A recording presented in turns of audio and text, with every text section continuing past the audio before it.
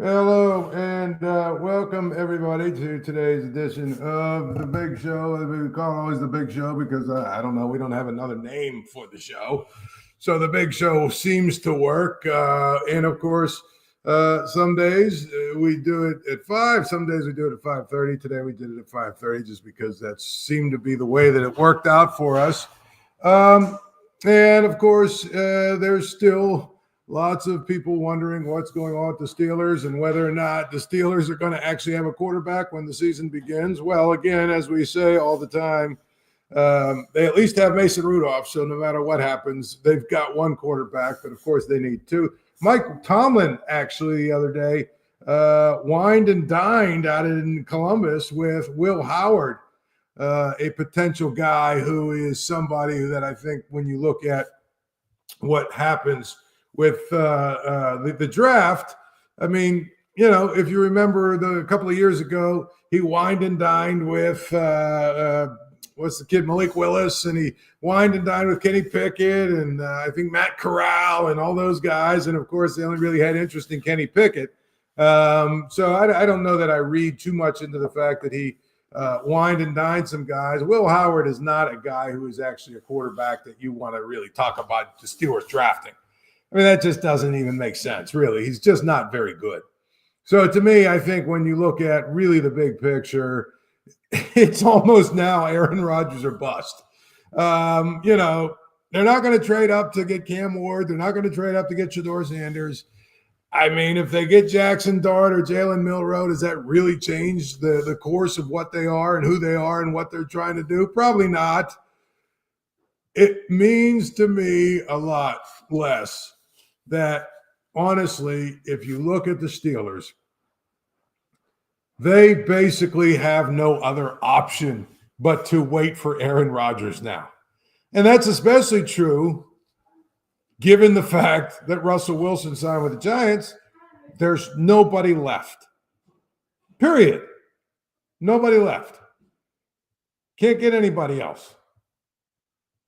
There is some talk, you know, that there was some talk that Russell Wilson might go to the Browns, and some people thought that that was sort of posturing on his part. But the reality is Russell Wilson wanted to sign with the Steelers. It was pretty clear early on that the Steelers wanted nothing to do with Russell Wilson. Pretty clear early on that the Steelers were probably sort of just lukewarm to the idea of bringing Justin Fields back. Because if they wanted Justin Fields and if they wanted Russell Wilson, guess what? They could have went and got those guys. They could have signed them for whatever, you know, they needed to sign them for, but they didn't. And so, you know, these stories that we're reading about how, you know, the Steelers are looking at, you know, quarterbacks. We saw that they wined and dined with Jalen Milroe. I think, you know, I don't even know if Jackson Dart's pro day has happened yet, but I'm sure when it does, if it does, I'm sure there'll be stories about them wining and dining him. And, you know, today it was Will Howard, or I think it was actually yesterday or whatever day it was, Ohio State's day was. I mean, these things are just what you kind of do if you're trying to do your due diligence. And the Steelers, to me, are doing their due diligence. Now, Will Howard, I mean, honestly, if they're going to draft Will Howard, and this is going to really seriously be something they're really taking a look at, trying to make Will Howard their quarterback of the future, well, that is not going to win too many games, period. They're not going to win too many games. They're not going to be very good. And I don't think that that's the plan. I think the plan is probably something more like you get Aaron Rodgers, and then you hope next year that there's more quarterbacks in the pool than there are this year. That's really what you are down to hoping for. Because to me, if you are going to boil it down that way, there's nobody left. I mean, I've been sort of joking for the last few weeks every time a quarterback's gone off the board, being like, well, there's one less guy, you know, Jameis Winston and, you know, all these other guys. But the reality is all of these guys are off the board. I mean, there's just really nobody left. Gardner Minshew. I mean, there were a number of guys that they could have maybe turned to and said, hey, you know, You can be our stopgap guy. They haven't even been able to do that. Period. They haven't even been able to do that. So it's one of those things where I think when we are I think that when we are sitting here trying to decipher what all of this means, the Steelers have really kind of in many ways screwed this up. And I think that that's really the problem. You know, I'm not really moved very much by what the Steelers are doing. Because to me, it feels like they couldn't have screwed this up worse if they wanted to. That's really what it comes down to. They've screwed it up so bad that now they're at the mercy of whatever happens. And I'm okay with them having a guy like Mason Rudolph be their guy, and I'm also okay if they decide to bring in Aaron Rodgers. I don't think it changes much of what they're doing or how they're doing it. I just don't. I just think that it's kind of one of those things where they're going to draft a quarterback. We know they're going to draft a quarterback, period. We know they're going to draft a guy who is going to be probably in the 4th round or 5th round or whatever, and they're going to have an extra arm in, camp. Maybe a guy that they think has got some potential. Maybe somebody like Will Howard who they're just going to take a flyer on. I don't know. We know they're going to do that. But to be honest, I look at that from afar and I say they don't have a plan. It's pretty clear to me they don't have a plan at quarterback, at least not long term. Maybe in the short term they do, but in long term they do not have a plan. And it's very clear that they're going to have to figure out how are they going to get from where they're at to where they need to be. Because this thing that they're doing where they're just basically kidding themselves every single day, every single year they're kidding themselves that, hey, we can basically try really hard to, go and win 8 or 9 games every year, and that's going to be good enough. I mean, I think at some point people are going to say it's not good enough. At some point it's not going to be good enough. And that's the problem the Steelers have. That's the biggest problem the Steelers have, is that I see this shuffle they do every single year when it comes to their quarterback job. I see it as basically being, a problem from the standpoint of it ensures they're going to basically go 9 or 10 wins, draft 20 to 25, not have a chance at the top quarterback on the market or whoever the top quarterback's on the market, sign a stopgap guy and be that team that basically, because everything else is around them is reasonably good, they can win 9 or 10 games, kid themselves into thinking because they're a playoff team, they're close, and do it all over again and again and again and again and again. And then basically look at everybody else and say, well, I don't understand why you're so upset with us. I mean, we're doing it the right way. Really? We're doing it the right way? I don't think that's doing it the right way. To me, I look at it like this. 2003, this team went 6-10. Last time this team had a losing record, they picked, 11th, 12th, whatever it was, 13th, whatever it was. They picked Ben Roethlisberger. So if I ask you, really, I would trade 2006, I would trade 2003 in the aftermath for pretty much every season the Steelers have had since about 2015 or 16 or whatever year it was when they went to the AFC title game the last time. Every season since then, to me, I'd trade to 6-10 if it meant that they were going to draft a quarterback that was going to be their guy for 15 years. I would trade that every day of every week. And that's just what it comes down to. And I feel like it's going to be, a really important, a decision for this team to figure out how they're going to get their next quarterback. Period. Where's that quarterback coming from? Is it going to be a guy they trade for? I don't know. I mean, I just don't know if that's the way to go.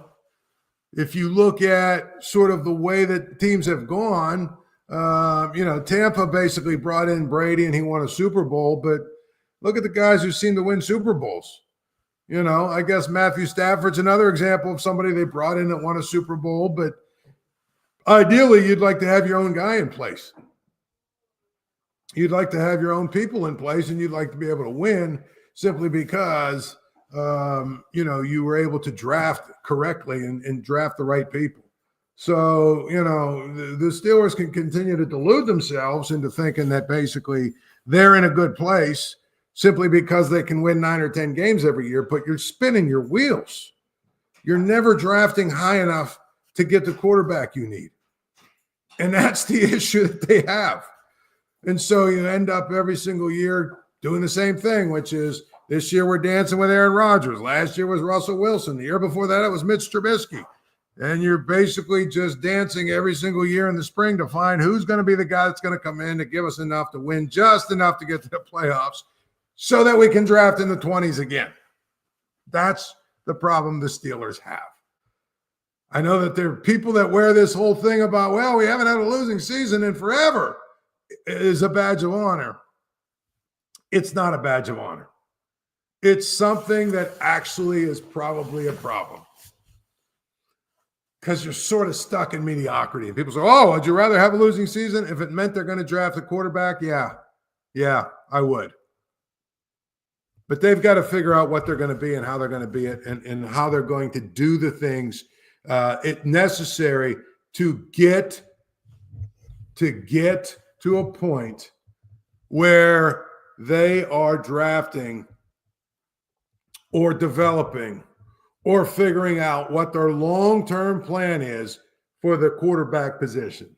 Because right now they don't have one. Right now, it's sort of a joke. Right now, if you look at it, they are basically guessing. Many, many ways they're guessing. And so I think that the reality is, it doesn't really matter. It doesn't matter, to me when, whether or not Aaron Rodgers comes here or not, because it's another 1-year Band-Aid. And I think that's the key to me. It's just another 1-year Band-Aid. That's all there is to it. I just think that Band-Aid is something that if it happens, okay, great. If it doesn't, I don't know that it changes a whole lot about the future of what this team should be and what it's going to be. And so I feel like that's where we're at right now with the Steelers. It's the same story over and over and over and over again. And sooner or later, again, you do the same thing over and over and over and over again and expect different results. I don't know. You're not going to get different results, period. And that's what it is. I just feel like it's important now to for the Steelers to really think about what they want to be and what they want their franchise to be and how they're going to fix all of the issues that they have. And they all sort of center around one position. We've talked a lot about the fact they've made themselves a lot better at every other position, but that's the reality. So I don't think that, you want to root for the Steelers to have a losing season. I don't think you want to root for them to be bad. But I think that if you really realistically want them to get better,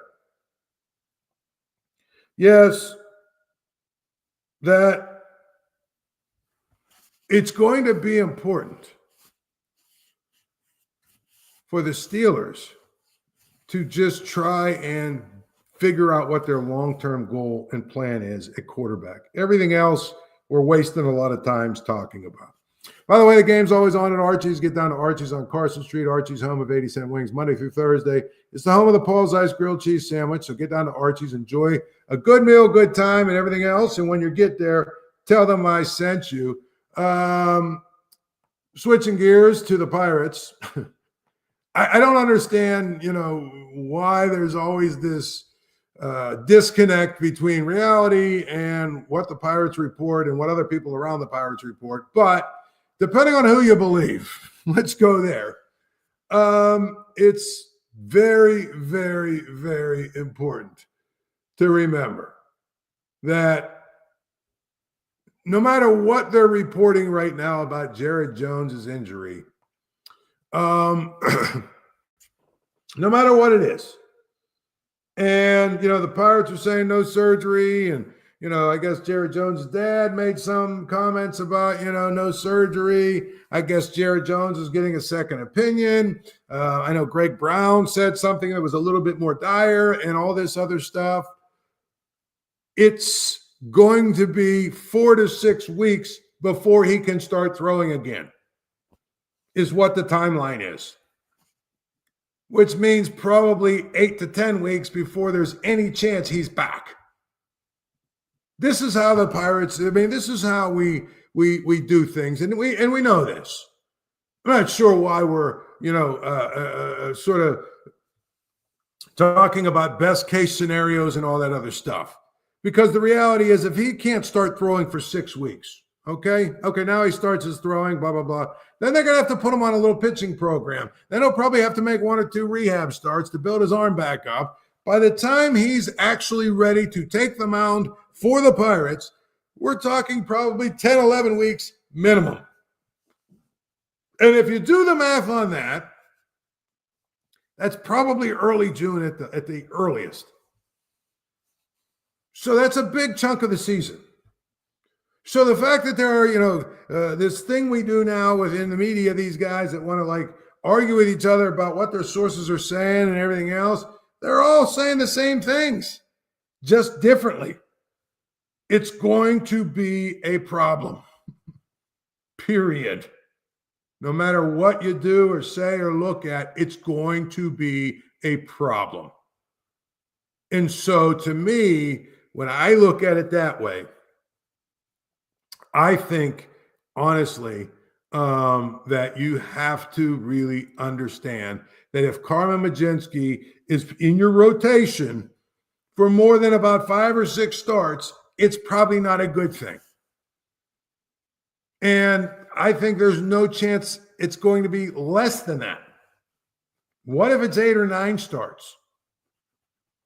And again, we're talking about a team that really has no margin for error. I think they have a chance, really. They have a chance to be really reasonably good, okay? But I think, honestly, in order to be reasonably good, they are going to need Jared Jones to make as many starts as he possibly can, and it just doesn't seem like that's going to happen now, period. It just doesn't. And I think that's where the disconnect is with the Pirates. We've got people trying to split hairs about the fact that, Jared Jones, he's going to be back in 6 weeks. They basically said he's not going to start throwing for 6 weeks minimum, which means add 2, 3, 4 weeks to that before you actually see him in a Pirates uniform. And if it's 10 weeks, that's a long-term injury, no matter how you cut it. And it doesn't matter to me if he's throwing in, 5 weeks or not. Who cares? If he's throwing in 6 weeks or 7 weeks, who cares? I care about when is he actually going to be back. That's the most important discussion to have. When will he actually be pitching again? And the question is, if you look at the timeline, it's not good. And so, that's where the disconnect there is, period. Jared Jones could come back in 7, 8, 9 weeks. My guess, it's going to be more like 10, 11, 12 weeks. And if it's 10, 11, 12 weeks, now we're talking about a real problem for the Pirates. Because at the end of the day, they don't have a lot of margin for error. Ever. And if they don't have a lot of margin for error, I got to be honest with you, wow, this could be a real problem for them. So, again, I mean, I think their bullpen is what it is. I don't know if it's great. Obviously, David Bednar has been up and down in the spring. We'll see if he's, the David Bednar of 2 years ago or the David Bednar of last year. The bullpen is okay. Holderman had some issues, obviously, last year.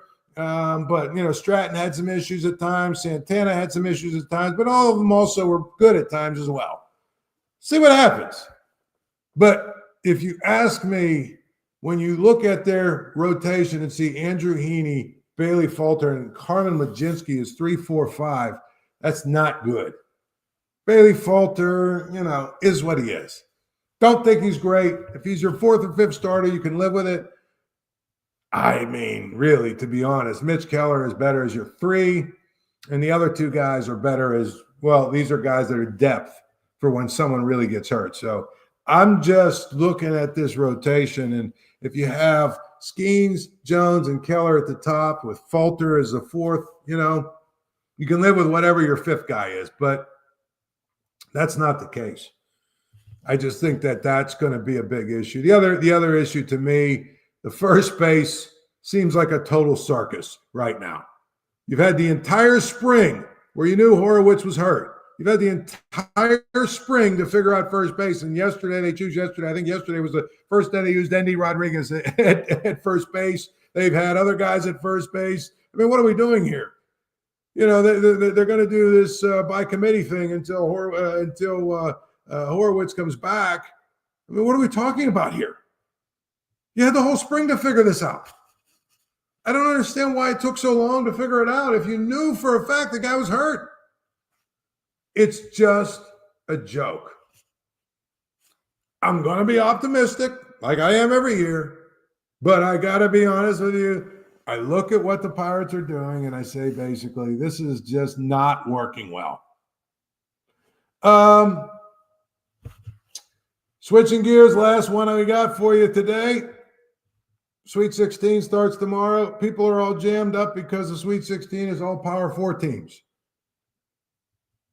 I'm going to tell you this much right now. It's going to be all Power 4 teams for the most part in the near future.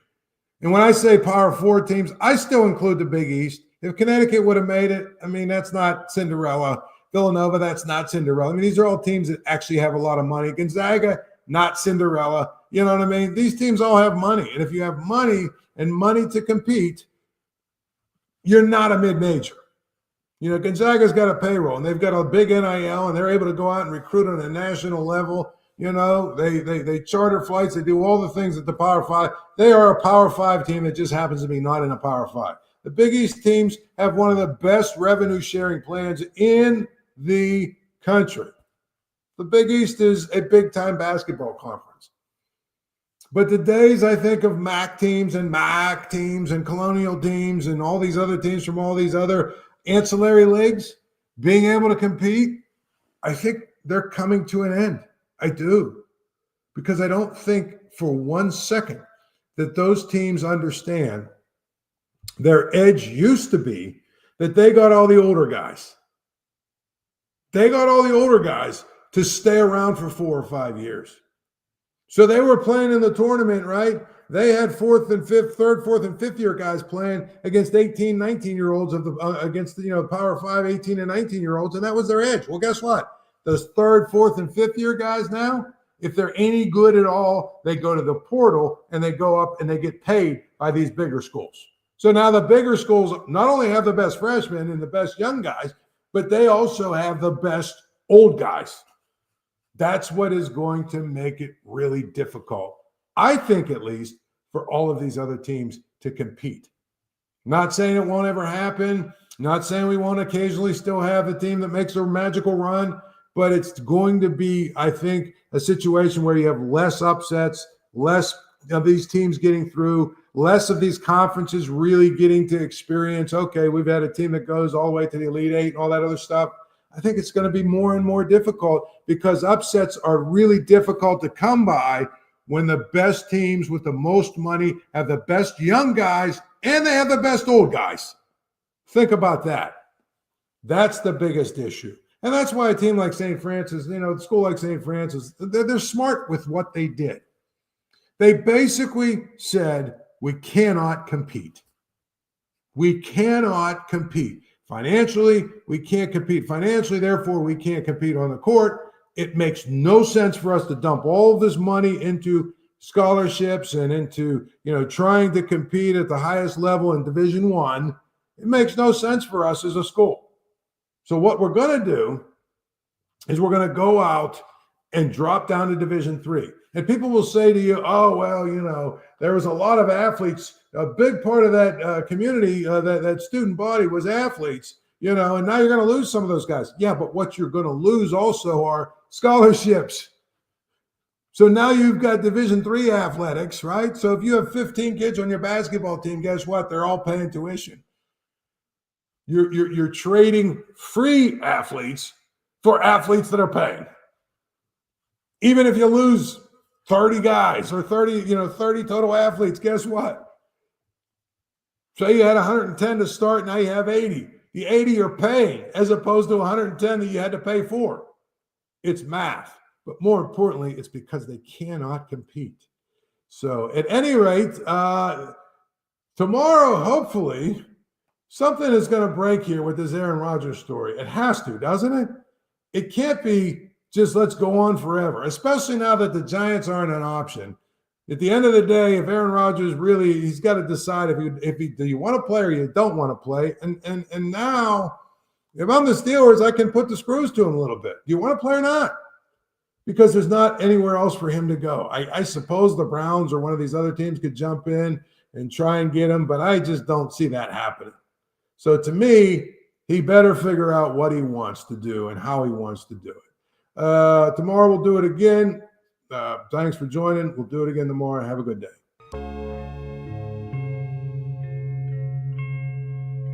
Thank you for checking out this content from Post-Gazette Sports. If you watch this video on YouTube, please like the video and subscribe to our channel.